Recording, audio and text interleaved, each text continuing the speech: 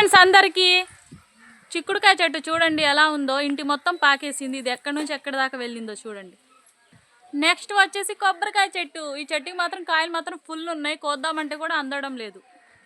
Next వచ్చేసి రామఫలం చూడండి, కాయలు కూడా ఉన్నాయి. ఇవి మాత్రం చలికాలంలోనే కాస్తాయి, మీకు కావాలంటే కూడా దొరకవు.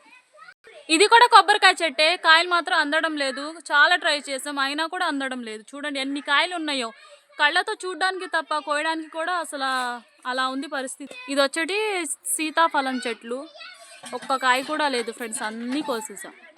కనకాంబరం చెట్లు చూడండి ఎన్ని పువ్వులు పూసినాయో, చూడ్డానికి కళ్ళతో, అంతే మాత్రం ఒక్కసారి కూడా కోయలేదు. So nice. మోస్ట్ ఇంపార్టెన్స్ కావాల్సింది గర్ల్స్కి గోరింటాకు చెట్టు. చూడండి ఇదే కదా గర్ల్స్కి కావాల్సింది ఫస్ట్.